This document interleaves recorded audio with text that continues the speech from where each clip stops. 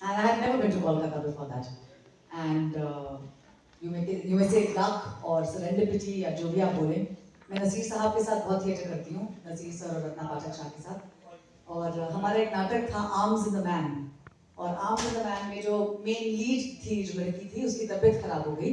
तो मुझे साथ एक दिन कॉल आया और उन्होंने कहा कि हम लोग कोलकाता में आर्म्स इन द मैन का एक शो कर रहे हैं, फॉइज़े is not well, will you please come and fill in for her, because the show is already booked and we have already told the organizers कि हम ये शो करेंगे।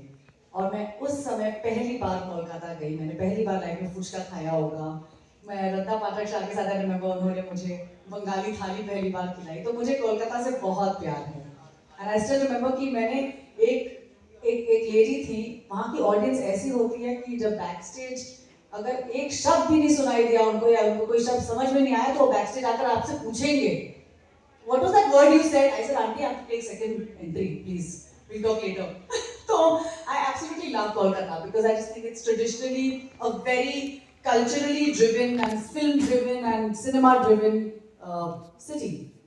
And that's why I was very grateful when Sheila called me and said कि इस film में सोनी राजदान है, महेश भट्ट हैं, पंकज त्रिपाठी हैं.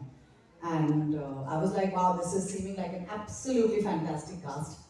हम लोग पार्क स्ट्रीट में रुके थे, आई स्टिल रिमेंबर, और हम लोग शोरा फुली करके बहुत ही प्यारे, जो आप घर देखते हैं सोनी का और मेरा, वो घर कुछ 250-300 साल पुराना घर है, वो कभी भी गिर सकता है।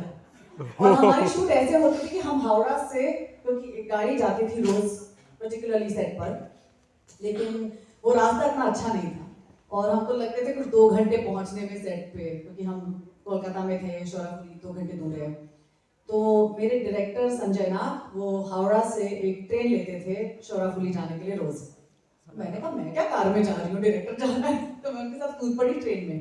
And that train ride between Howrah to Sheoraphuli, और फिर वहां पर शूट करना, फिर आजू बाजू के जो घर थे उन्होंने जो हमारी खातिरदारी की, क्योंकि उनको पता चल गया था कि कोई फिल्म की शूट चल रही है।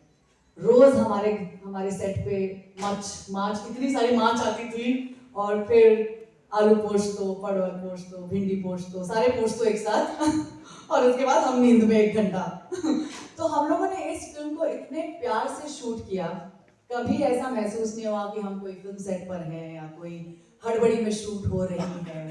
आराम से लंच के बाद सब सोते थे 1 घंटा, like a true blue Bengali, और उसके बाद शूट होती थी।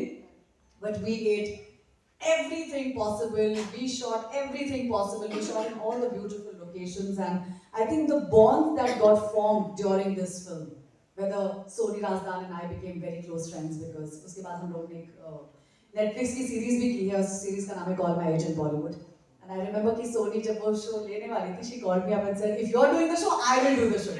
So literally हमारी relationship सोनी राजदान और मेरी ऐसी relationship है.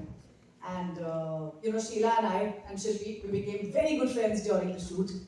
In fact, हम सब लोग एक साथ कोरिया गए थे, हम लोग बुसान फिल्म फेस्टिवल में, जहाँ हमारी फिल्म प्रीमियर हुई थी, इंटरनेशनल प्रीमियर था इस फिल्म का, हम सब लोग एक साथ कोरिया गए थे. We were the only Indian delegate in 2018 to go to Korea and watch this film on a big screen with a very, very Korean audience, not a single Indian out there.